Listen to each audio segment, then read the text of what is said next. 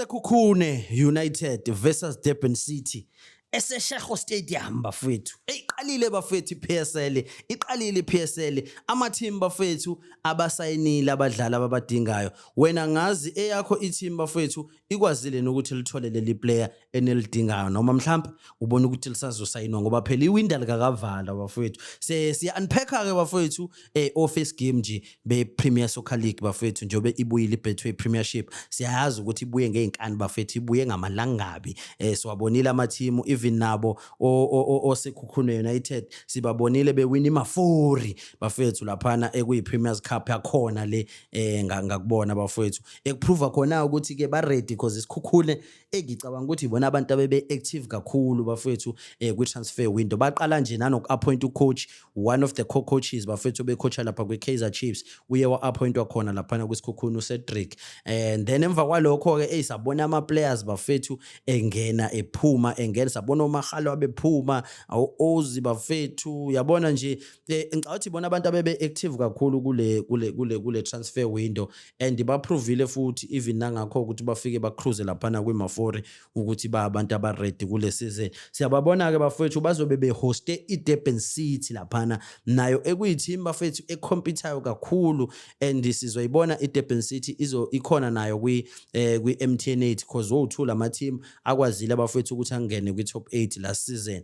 So this is going to be an interesting game because ama team lawa bafethu esingasho ukuthi a strong womabili, asikho esingathi ingaphansi kakhulu kunenye ngoba as much as iDurban City ingene yona as umuntu number 8 isikhukhune sona sibe laphana ku number 5 but nje igap bafethu ayikho inkulu kangako kulabantu ngoba na iDurban City futhi isayinile bafethu and isayine uKhalil ucoach lona obecoacha nayo Cedric laphana kweKaizer Chiefs. So it's a rivalry of ama friends, kushuthi ke manje seba ama frenemies bafethu njengoba sesibabona going ahead going against one another. So leya game bafethu is going to be an interesting one and njengamanje nje igame engeke ngize ngisho nami ngithi ubani engimbona ngampela bafethu enquma ngampela komunye, but igame nje that is it's gonna be fire bafethu and it's gonna be interesting to watch. U90 minutes nje lwana ozoba entertaining bafethu because omabili lama team siyawazi ukuthi ayadlala ibhola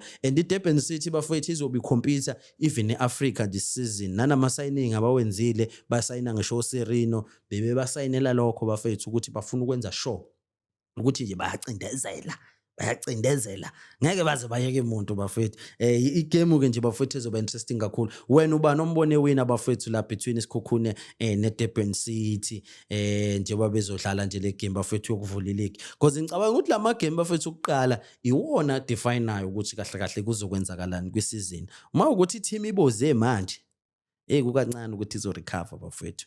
I-team yakho kufanele ingabozi manje, ayiwine manje ukuze zokwazi ukuthi izinto isheshe zilungele. Ngicela abafethu subscribe bafethu, click the subscribe button, ulike laphana bafethu, ushare nje mfethu umsebenzi wethu.